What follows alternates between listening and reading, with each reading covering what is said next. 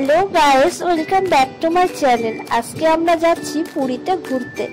তো সোমরা স্টেশন থেকে আমরা ট্রেনে উঠে যাব হাওড়া স্টেশনে। হাওড়া স্টেশনে পৌঁছে গেছি।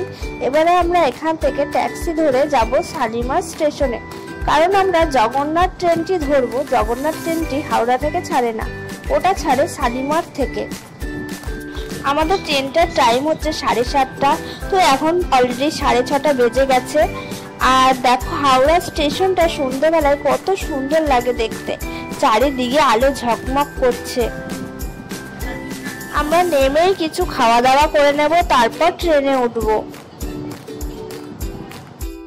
ট্রেনে উঠেই আমরা যে যার সিটে বসে পড়েছি, আর এখনই ট্রেনটা ছেড়ে দেবে।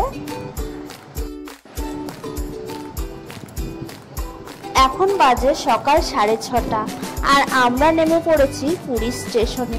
পুরী স্টেশনে নেমেই আমরা অটো করে যাচ্ছি হোটেলে। আমাদের আগে থেকেই হোটেল বুক করা ছিল, তো তাই কোনো অসুবিধা হয়নি, হোটেলে পৌঁছে গেছি। আর কিছু খাওয়া দাওয়া করে আমরা যাব চান করতে। আমরা সবাই মিলে রেডি হয়ে বেরিয়ে পড়েছি সমুদ্রের উদ্দেশ্যে। বাইরে প্রচন্ড রোদ, গরম, আর এর জন্য ছাতাটা নিয়ে এসেছি।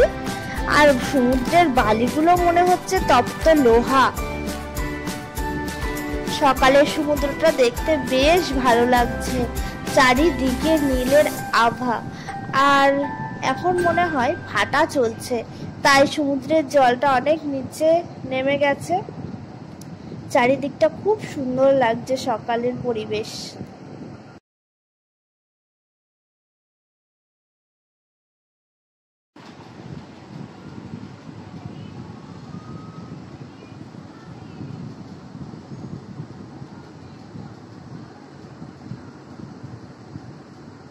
আর এখানে অর্ণা দিদির সঙ্গে বল নিয়ে খেলা করছে। ও তো বেশ মজা পাচ্ছে অনেকটা ফাঁকা জায়গা পেয়ে। ও সমুদ্রের দিকে যেতে চাচ্ছিল না, প্রচন্ড ভয় পাচ্ছিল জল দেখে, কেন জানি না। অনেক বাচ্চারা এখানে এনজয় করছে, কিন্তু ও জল দেখে প্রচন্ড ভয় পাচ্ছিল। আজ ছুটির দিন বলে সমুদ্রে সকাল থেকেই ভালোই ভিড়। ও যেতে চাচ্ছিল না বলে আমি ওকে একটু কোলে নিয়ে সমুদ্রের দিকে পা ভিজাতে গেলাম। তো ও তাও এখানে খুব ভয় পাচ্ছিল।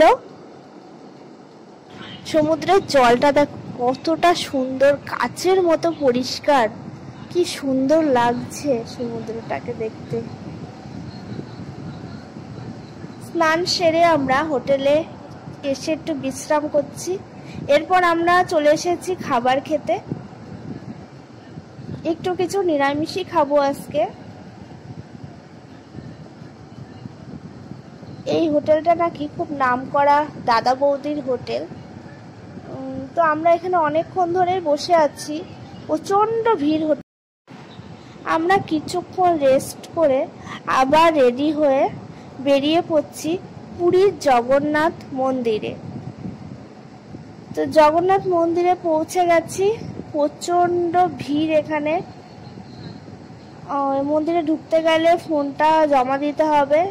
প্রচন্ড ভক্তের লাইন মন্দিরের গেটে। মন্দির থেকে বেরিয়ে এবার আমরা যাব সমুদ্রে। রাতের অন্ধকারে সমুদ্রটাকে দেখতে বেশ সুন্দর দেখাচ্ছে। আমরা এখান থেকে ডিনার সেরে আবার হোটেলে ফিরে যাব। তো আমরা এখানে সবাই রুটি তড়কা অর্ডার দিয়েছি। অনেকটা ভিড় এই হোটেলটাতেও। তো গাইস, আজকের মতো এখানেই শেষ করছি। দেখা হচ্ছে অন্য কোনো ব্লগে।